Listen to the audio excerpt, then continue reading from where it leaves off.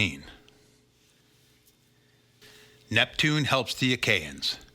The feats of Idomeneus, Hector at the ships. Now when Jove had thus brought Hector and the Trojans to the ships, he left them to their never-ending toil and turned his keen eyes away, looking elsewhither towards the horse-breeders of Thrace, the Mysians, fighters at close quarters, the noble Hippomolgi who live on milk, and the Albians, just test of mankind. He no longer turned so much as a glance toward Troy, for he did not think that any of the immortals would go and help either Trojans or Danaans. But King Neptune had kept no blind lookout. He had been looking admirably on the battle from his seat on the topmost crests of wooded Samothrace, whence he could see all Ida, with the city of Priam and the ships of the Achaeans. He had come from under the sea and had taken his place here, for he pitied the Achaeans who were being overcome by the Trojans, and he was furiously angry with Jove. Presently he came down from his post on the mountaintop, and as he strode swiftly onwards, the high hills and the forest quaked beneath the tread of his immortal feet. 3 strides he took, and with the 4th he reached his goal, Aegae, where is his glittering golden palace, imperishable in the depths of the sea. When he got there, he yoked his fleet brazen-footed steeds with their manes of gold fall flying in the wind. He clothed himself in raiment of gold, grasped his gold whip, and took a stand upon his chariot. As he went his way over the waves, the sea monsters left their lairs, for they knew their lord, and came gambling round him from every quarter of the deep, while the sea in her gladness opened a path before his chariot. So lightly did the horses fly that the bronze axle of the car was not even wet beneath it, and thus his bounding steeds took him to the ships of the Achaeans. Now there is a certain huge cavern in the depths of the sea midway between Tenedos and rocky Imbrus. Here Neptune, lord of the earthquake, stayed his horses, unyoked them, and set before them their ambrosial forage. He hobbled their feet with hobbles of gold, which none could either unloose or break, so that they might stay there in their place until the Lord should return. This done, he went his way to the host of the Achaeans. Now the Trojans followed Hector, son of Priam, in close array like a storm cloud or flame of fire, fighting with might and main and raising the cry battle, for they deemed that they should take the ships of the Achaean and kill all their chiefest heroes then and there.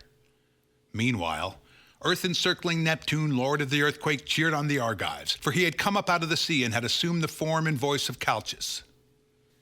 First he spoke to the 2 Ajaxes, who were doing their best already, and said, "Ajaxes, you 2 can be the saving of the Achaeans if you will put out all your strength and not let yourselves be daunted. I am not afraid that the Trojans, who have got over the wall in force, will be victorious in any other part, for the Achaeans can hold all of them in check. But I much fear that some evil will befall us here, where furious Hector, who boasts himself the son of great Jove himself, is leading them on like a pillar of flame. May some god then put it into your hearts to make a firm stand here, and to incite others to do the like. In this case you will drive him from the ships, even though he be inspired by Jove himself." As he spoke, the earth-encircling lord of the earthquake struck both of them with his scepter and filled their hearts with daring. He made their legs light and active, as also their hands and their feet. Then, as the soaring falcon poises on the wing high above some sheer rock, and presently swoops down to chase some bird over the plain, even so did Neptune, lord of the earthquake, wing his flight into the air and leave them. Of the 2, swift Ajax, son of Oileus, was the first to know who it was that had been speaking with them, and said to Ajax, son of Telamon, "Ajax, this is one of the gods that dwell on Olympus, who in the likeness of the prophet is bidding us fight hard by our ships. It was not Calchas, the seer and diviner of omens. I knew him at once by his feet and knees as he turned away, for the gods are soon recognized. Moreover, I feel the lust of battle burn more fiercely within me, while my hands and my feet under me are more eager for the fray." And Ajax, son of Telamon, answered, "I too feel my hands grasp my spear more firmly, my strength is greater, and my feet more nimble. I long, moreover, to meet furious Hector, son of Priam, even in single combat." Thus did they converse, exulting in the hunger after battle with which the gods had filled them. Meanwhile, the earth-encircler roused the Achaeans, who were resting in the rear by the ships, overcome at once by hard fighting and by grief at seeing that the Trojans had got over the wall in force. Tears began falling from their eyes as they beheld them, for they made sure that they should not escape destruction. But the lord of the earthquake passed lightly among them and urged their battalions to the front. First he went up to Teucer and Laodice, the hero Pinellas, and Thoas and Epirus, Meriones and Antilochus, valiant warriors, all did he exhort. "Shame on you, young Argives," he cried. "It was on your prowess I relied for the saving of our ships. If you fight not with might and main, this very day will see us overcome by the Trojans. Of a truth my eyes behold a great and terrible portent, which I had never thought to see.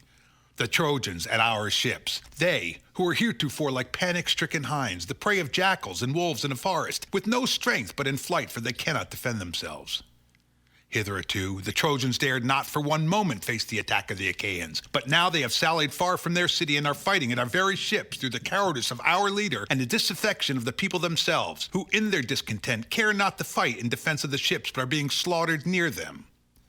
True, King Agamemnon, son of Atreus, is the cause of our disaster by having insulted the son of Peleus. Still, this is no reason why we should leave off fighting. Let us be quick to heal, for the hearts of the brave heal quickly.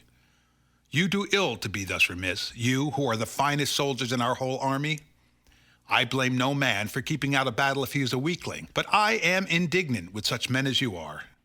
My good friends, matters will soon become even worse through this slackness. Think, each one of you, of his honor and credit, for the hazard of the fight is extreme. Great Hector is now fighting at our ships. He has broken through the gates and the strong bolt that held them." Thus did the earth encircler address the Achaeans and urge them on. Thereon round the two Ajaxes there gathered strong bands of men, of whom not even Mars nor Minerva, marshaller of hosts, could make light if they went among them, for they were the picked men of all those who were now awaiting at the onset of Hector and the Trojans. They made a living fence, spear to spear, shield to shield, buckler to buckler, helmet to helmet, and man to man. The horsehair crests on their gleaming helmets touched one another as they nodded forward. So closely serried were they. The spears they brandished in their strong hands were interlaced, and their hearts were set on battle.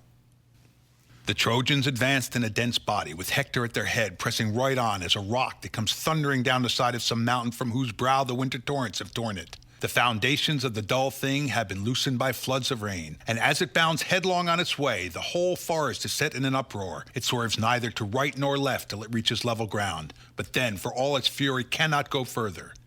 Even so easily did Hector for a while seem as though he would career through the tents and ships of the Achaeans, till he had reached the sea in his murderous course. But the closely serried battalion stayed with him when he reached them, for the sons of the Achaeans thrust at him with swords and spears pointed at both ends, and drove him from them so he staggered and gave ground. Thereon he shouted to the Trojans, "Trojans, Lycians, and Dardanians, fight in close combat, stand firm. The Achaeans have set themselves as a wall against me, but they will not check me for long. They will give ground before me if the mightiest of the gods, the thundering spouse of Juno, has indeed inspired my onset." With these words he put heart and soul into them all. Deiphobus, son of Priam, went about among them, intent on deeds of daring with his round shield before him, under cover of which he strode quickly forward. Meriones took aim at him with a spear, nor did he fail to hit the broad orb of oxide. But he was far from piercing it, for the spear broke in two pieces long ere he could do so. Moreover, Deiphobus had seen it coming, and has held his shield well away from him. Meriones drew back under cover of his comrades, angry alike at having failed to vanquish Deiphobus and having broken his spear. He turned therefore towards the ships and tents to fetch a spear which he had left behind in his tent.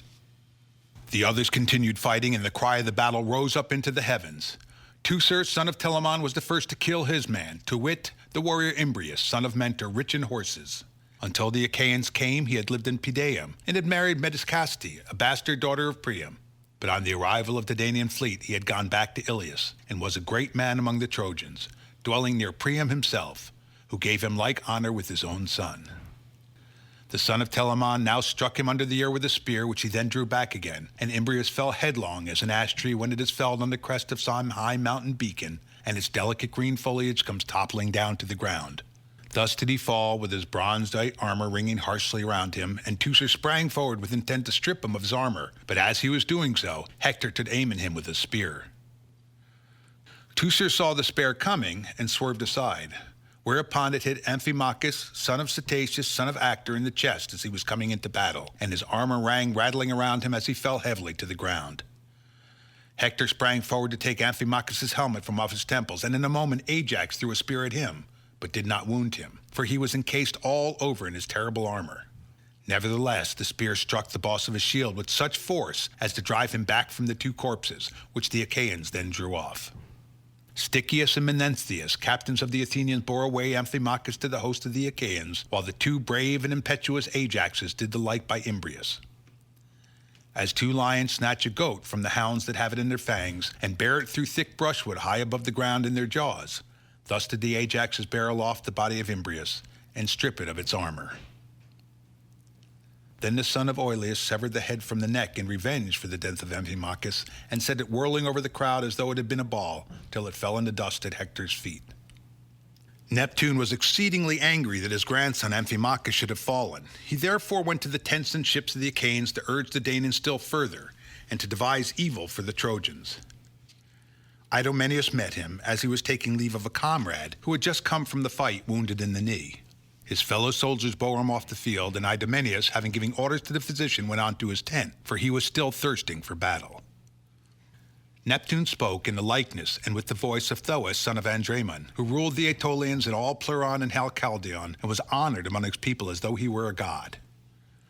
"Idomeneus," said he, "lawgiver to the Cretans, what has now become of the threats with which the sons of the Achaeans used to threaten the Trojans?" And Idomeneus, chief among the Cretans, answered, "Thoas, no one, so far as I know, is in fault, for we can all fight. None are held back, neither by fear nor slackness, but it seems to be the will of Almighty Jove that the Achaeans should perish ingloriously here far from Argos. You, Thoas, have always been staunch, and you keep others in heart if you see any fail in duty. Be not then remiss now, but exhort all to do their utmost." To this, Neptune, lord of the earthquake, made answer, "Idomeneus, may he never return from Troy, but remain here for the dogs to batten upon, who is this day willfully slack in fighting. Get your armor and go. We must make haste all together if we may be of any use, though we are only two. Even cowards gain courage from companionship, and we too can hold our own with the bravest." Therewith the god went back into the thick of the fight, and Idomeneus, when he had reached his tent, donned his armor, grasped his two spears, and sallied forth. As the lightning which the son of Saturn brandishes from bright Olympus when he should show a sign to mortals, and its gleam flashes far and wide, even so did his armor gleam about him as he ran. Meriones, his sturdy squire, met him while he was still near his tent, for he was going to fetch his spear. And Idomeneus said, "Meriones, fleet son of Molus, best of comrades, why have you left the field? Are you wounded? And is the point of the whetting hurting you? Or have you been sent to fetch me? I want no fetching. I had far rather fight than stay in my tent." "Idomeneus," answered Meriones, "I come for a spear, if I can find one in my tent. I have broken the one I had, and throwing it at the shield of Deiphobus." And Idomeneus, captain of the Cretans, answered, "You will find one spear, or 20 if you please, standing up against the end wall of my tent. I have taken them from Trojans who I am killed, for I am not one to keep my enemy at arm's length. Therefore I have spears, boss shields, helmets, and burnished corslets." Then Meriones said, "I too in my tent and at my ship have spoils taken from the Trojans, but they are not at hand. I have been at all times valorous, and wherever there has been hard fighting have held my own among the foremost. There may be those among the Achaeans who do not know how I fight, but you know it well enough yourself." Idomeneus answered, "I know you for a brave man. You need not tell me. If the best men at the ships were being chosen to go on an ambush, and there is nothing like this for showing what a man is made of, it comes out then who is cowardly and who brave. The coward will change color at every touch and turn. He is full of fears and keeps shifting his weight first on one knee and then on the other. His heart beats fast as he thinks of death, and one can hear the chattering of his teeth. Whereas the brave man will not change color nor be frightened on finding himself in an ambush, but is all the time longing to go into action. If the best men were being chosen for such a service, no one could make light of your courage nor feats of arms. If you were struck by a dart or smitten in close combat, it would not be from behind, in your neck nor back, but the weapon would hit you in the chest or belly as you were pressing forward to place in the front ranks.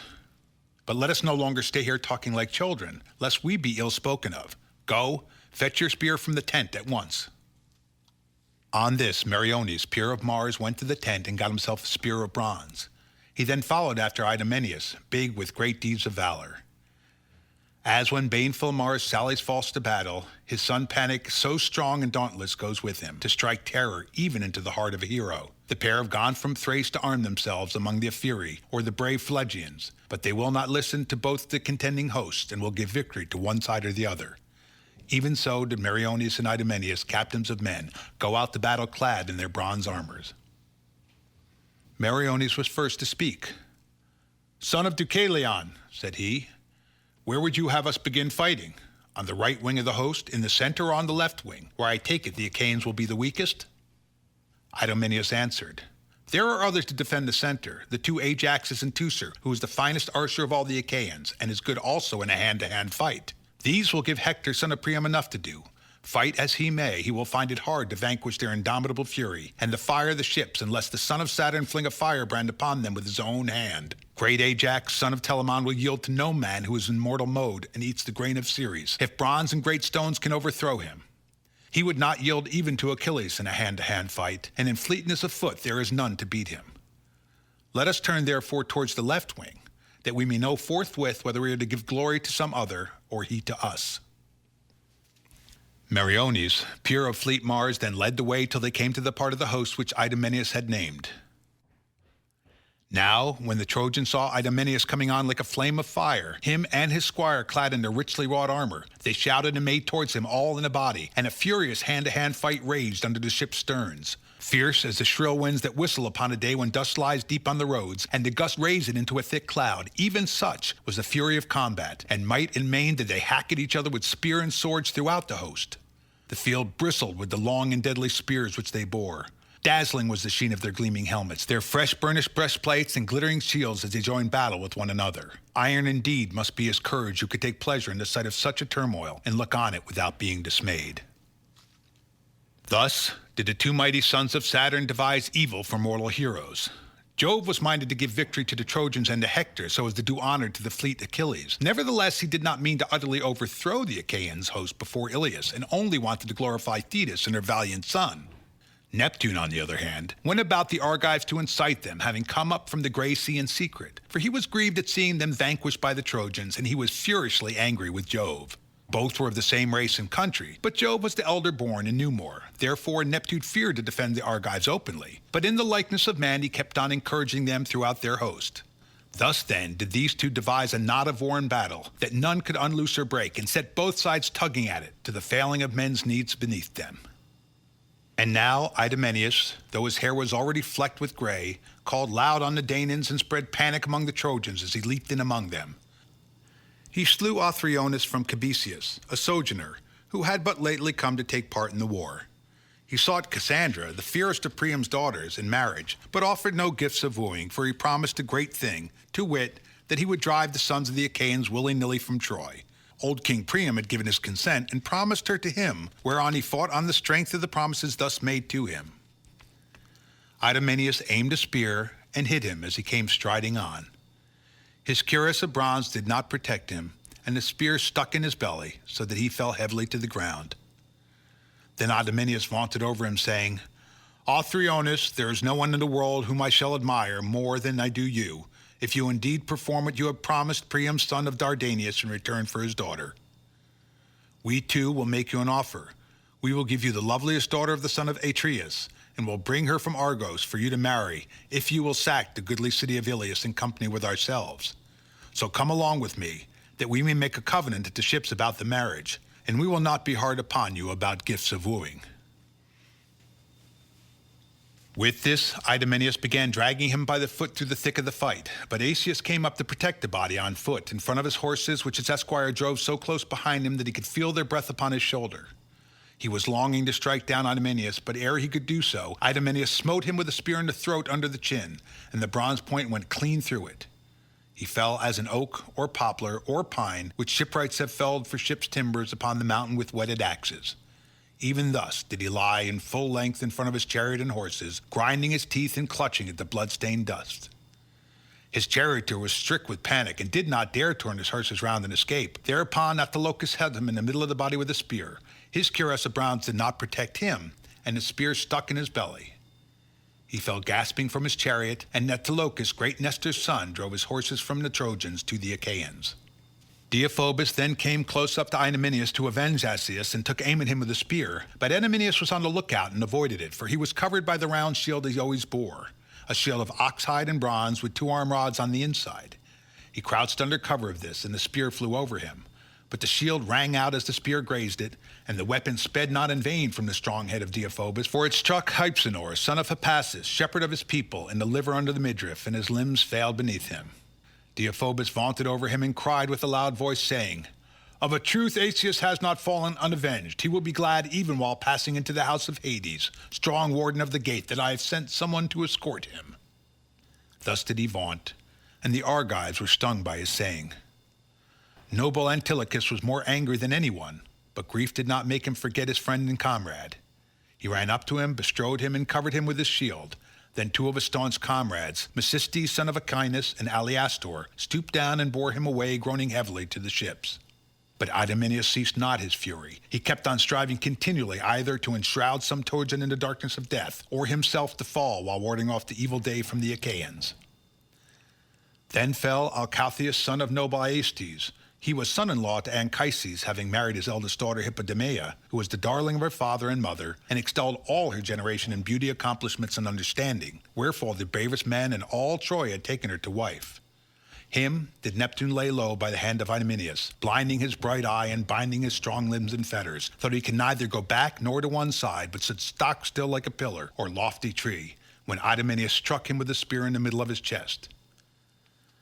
The coat of mail that had hitherto protected his body was now broken, and rang harshly as the spear tore through it. He fell heavily to the ground, and the spear stuck in his heart, which still beat, and made the butt end of the spear quiver till dread Mars put an end to his life.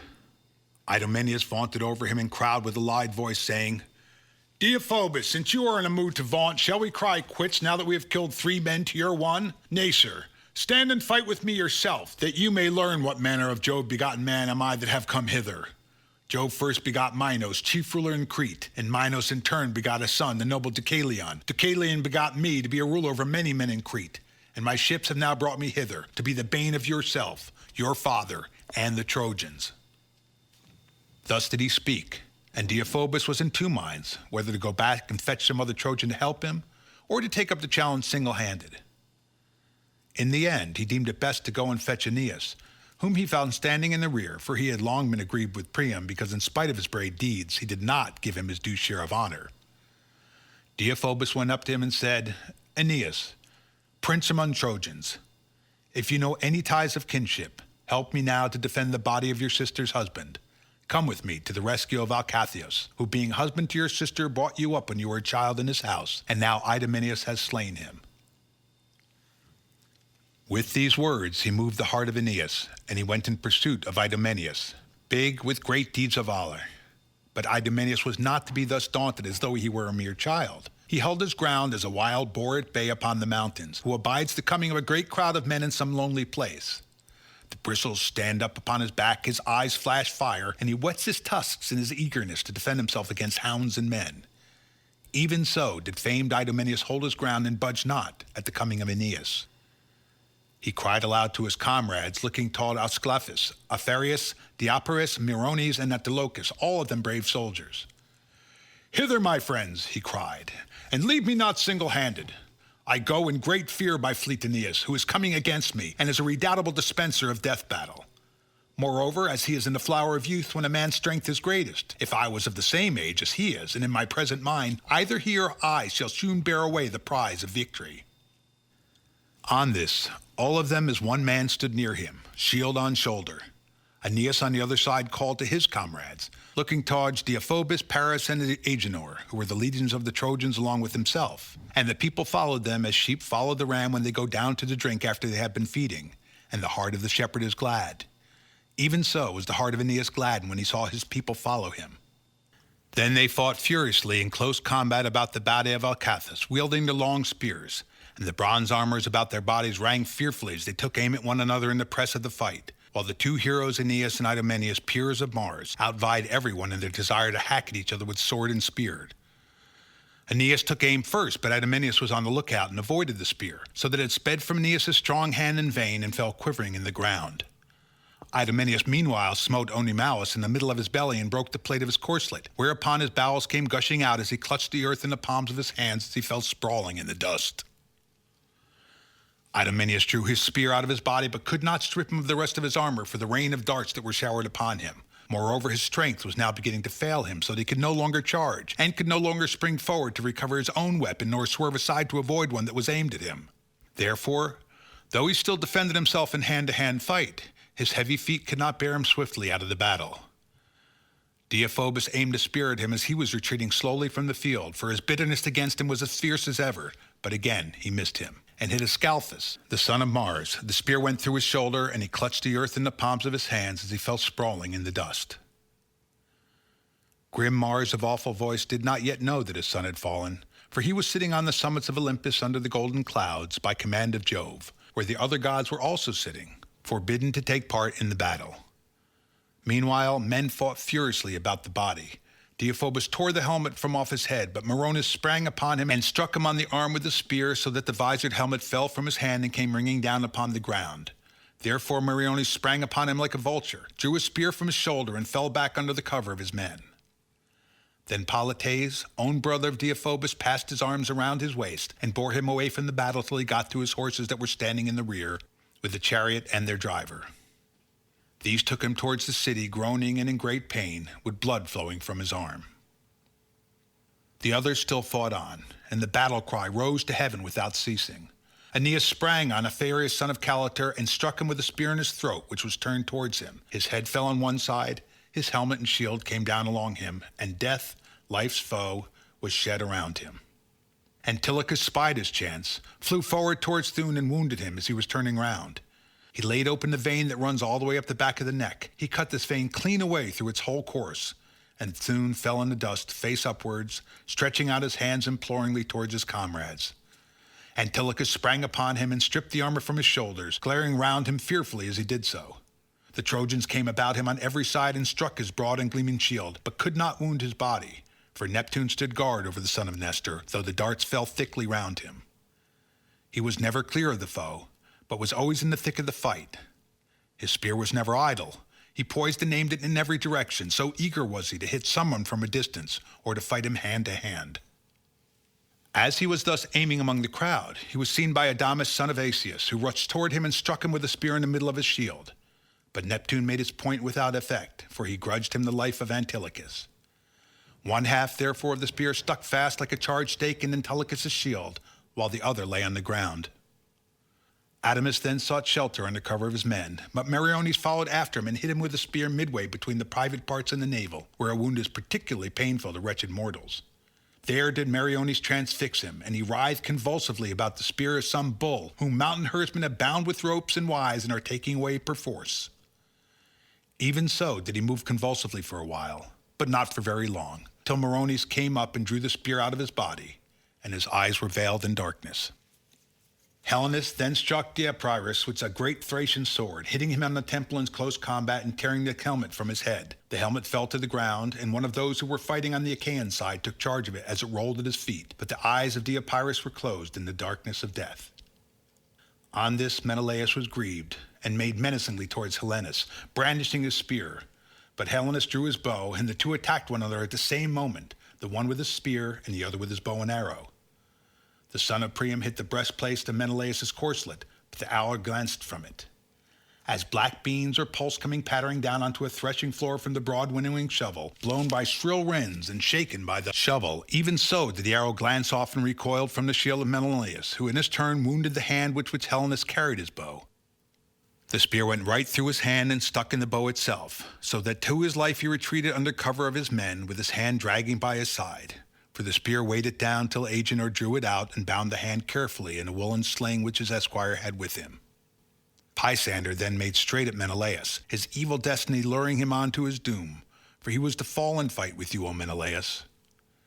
When the two were hard by one another, the spear of the son of Atreus turned aside, and he missed his aim. Pisander then struck the shield of brave Menelaus, but could not pierce it, for the shield stayed the spear and broke the shaft. Nevertheless he was glad and made sure of victory. Forthwith, however, the son of Atreus drew his sword and sprang upon him. Pisander then seized the bronze battle axe with his long and polished handle of olive wood that hung by his side under his shield, and the two made at one another.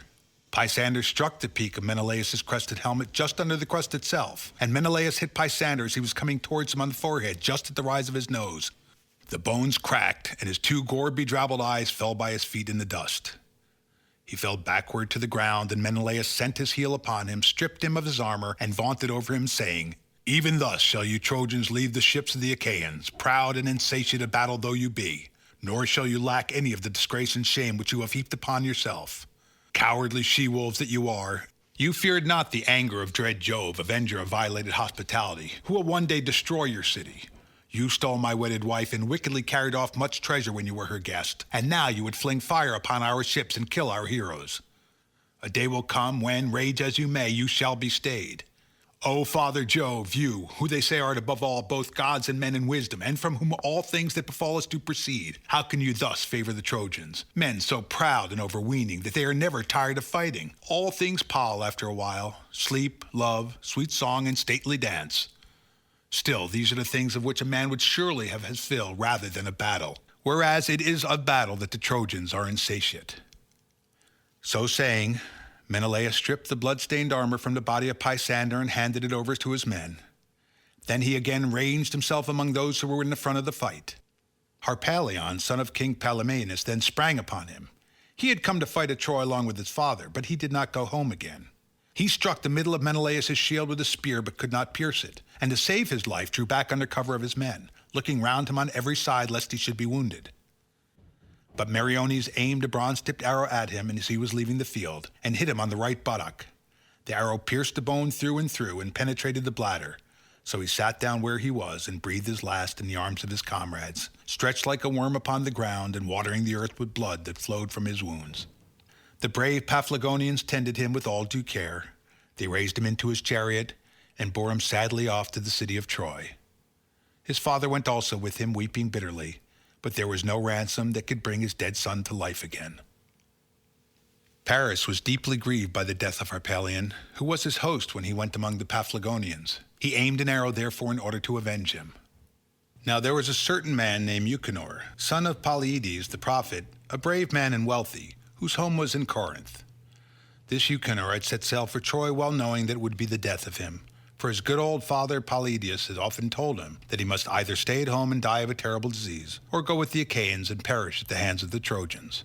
He chose, therefore, to avoid incurring the heavy fine the Achaeans would have laid upon him, and at the same time to escape the pain and suffering of disease.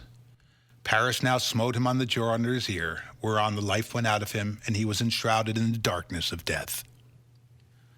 Thus then did they fight as it were a flaming fire, but Hector had not yet heard, and did not know that the Argives were making havoc of his men on the left wing of the battle, where the Achaeans ere long would have triumphed over them, so vigorously did Neptune cheer them on and help them.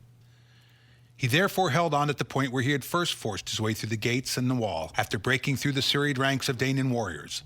It was here that the ships of Ajax and Protesilaus were drawn up on the seashore. Here the wall was at its lowest, and the fight both of man and horse raged most fiercely. The Boeotians and Ionians with their long tunics, the Locrians, the men of Phthia, and the famous force of the Epeans could hardly stay Hector as he rushed on towards the ships, nor could they drive him from them, for he was as a wall of fire. The chosen men of the Athenians were in the van, led by Menestheus son of Peteos, with whom were also Phaedrus, Stichius, and stalwart Bias. Meges the son of Phyleus, Amphion, and Dracius commanded the Epeans, while Medon and stance Podarces led the men of Phthia. Of these, Medon was bastard son to Oileus and brother of Ajax, but he lived in Phylacia away from his own country, for he had killed the brother of his stepmother Oropis, the wife of Oileus. The other, Podarces, was the son of Iphiclus, son of Flaccus. The two stood in the van of the Phthians, then defended the ships along with the Boeotians. Ajax, son of Oileus, never for a moment left the side of Ajax, son of Telamon. But as the two swart oxen both strain their utmost at the plow which they are drawing in a fallow field, and the sweat steams upward from about the roots of their horns, nothing but the yoke divides them as they break up the ground till they reach the end of the field. Even so did the two Ajaxes stand shoulder to shoulder by one another. Many and brave comrades followed the son of Telamon to relieve him of his shield when he was overcome with sweat and toil. But the Locrians did not follow so close after the son of Oileus, for they could not hold their own in a hand-to-hand fight. They had no bronze helmets with plumes of horsehair, Neither had they the shields nor ashen spears, but they had come to Troy armed with bows and with slings of twisted wool from which they showered their missiles to break the ranks of the Trojans. The others, therefore, with their heavy armor bore the brunt of the fight with the Trojans and with Hector, while the Locrians shot from behind under their cover, and thus the Trojans began to lose heart, for the arrows threw them into confusion. The Trojans would now have been driven in a sorry plight from the ships and tent back to windy Ilius, had not Polydamas presently said to Hector, "Hector, there is no persuading you to take advice. Because heaven has so richly endowed you with the arts of war, you think that you must therefore excel others in counsel, but you cannot thus claim preeminence in all things. Heaven has made one man an excellent soldier, of another it has made a dancer, or a singer and a player on the lyre, while yet in another Jove has implanted a wise understanding of which men reap fruit to the saving of many, and he himself knows more about it than anyone. Therefore I will say what I think will be best. The fight has hemmed you in as with a circle of fire, and even now that the Trojans are within the wall, some of them stand aloof in full armor, while others are fighting scattered and outnumbered near the ships. Draw back, therefore, and call your chieftains round you, that we may advise together whether to fall now upon the ships, in the hope that heaven may vouchsafe us victory, or to beat a retreat while we can yet safely do so. I greatly fear the Achaeans will pay us their debt of yesterday in full, for there is one abiding at their ships who is never weary of battle, and who will not hold aloof much longer." Thus spoke Polydamas, and his words pleased Hector well. He sprang in full armor from his chariot and said, "Polydamas, gather the chieftains here. I will go yonder into the fight, but will return at once when I have given them their orders." He then spied onward, towering like a snowy mountain, and with a loud cry flew through the ranks of the Trojans and their allies. When they heard his voice, they all hastened to gather round Polydamas, the excellent son of Pantheos, but Hector kept on among the foremost, looking everywhere to find Deiphobus and Prince Helenus, Idomeneus son of Asius, and Asius son of Hercticus, living indeed, and scatheless he could no longer find them, for the last two were lying by the sterns of the Achaean ships, slain by the Argives, while the others had also been stricken and wounded by them. But upon the left wing of the dread battle he found Alexandrus, husband of lovely Helen, cheering his men and urging them on to fight. He went up to him and upbraided him. "Paris," said he, "evil-hearted Paris, fair to see but woman-mad and false of tongue, where are Deiphobus and King Helenus? Where are Idomeneus son of Asius and Asius son of Hercticus? Where, too, is Othryoneus? Ilias is undone, and will now surely fall." Alexandrus answered, "Hector, why find fault when there is no one to find fault with? I should hold aloof from battle on any day rather than this, for my mother bore me with nothing of the coward about me. From the moment when you set our men fighting about the ships, we have been staying here and doing battle with the Danaans. Our comrades about whom you asked me are dead.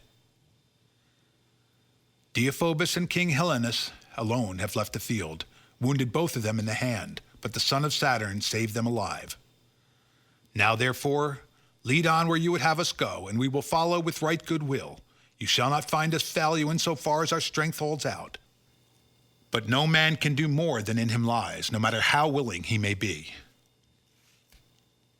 With these words he satisfied his brother, and the two went towards the part of the battle where the fight was thickest, about Cebriones, brave Polydamas, Phlaces, Orthaeus, godlike Polyphetes, Palmus, Ascanius, and Morus son of Hippotion, who had come from fertile Ascania on the preceding day to relieve other troops. Then Jove urged them on to fight. They flew forth like the blasts of some fierce wind that strike earth in the van of a thunderstorm. They buffet the salt sea into an uproar. Many and mighty are the great waves that come crashing in one after the other upon the shore, with their arching heads all crested with foam. Even so did rank behind rank of Trojans, arrayed in gleaming armor, follow their leaders onward. The way was led by Hector son of Priam, peer of murderous Mars, with his round shield before him, his shield of oxhide covered with plates of bronze, and his gleaming helmet upon his temples. He kept stepping forward under cover of his shield in every direction, making trial of the ranks to see if they would give way before him, but he could not daunt the courage of the Achaeans. Ajax was the first to stride out and challenge him. "Sir," he cried, "draw near. Why do you think thus vainly to dismay the Argives? We Achaeans are excellent soldiers, but the scourge of Jove has fallen heavily upon us. Your heart, forsooth, is set on destroying our ships, but we too have hands that can keep you at bay, and your own fair town shall be soon taken and sacked by ourselves. The time is near, when you shall pray Jove and all the gods in your flight, that your steeds may be swifter than the hawks as they raise the dust on the plain and bear you back to the city. As he was thus speaking, a bird flew by upon his right hand, and the host of the Achaeans shouted, for they took heart at the omen. But Hector answered, Ajax, braggart and false of tongue, would that I were as sure of being son forevermore to aegis-bearing Jove, with Queen Juno for my mother, and of being held in like honor with Minerva and Apollo, as I am that this day is big with the destruction of the Achaeans. And you shall fall among them if you dare abide my spear. It shall rend your fair body and bid your glut our hounds and birds of prey with your fat and your flesh, as you fall by the ships of the Achaeans. With these words he led the way, and the others followed after with a war cry that rent the air, while the host shouted behind them. The Argives on their part raised a shout likewise, nor did they forget their prowess, but stood firm against the onslaught of the Trojan chieftains, and the cry from both the hosts rose up to heaven and to the brightness of Jove's presence. End of Book 13.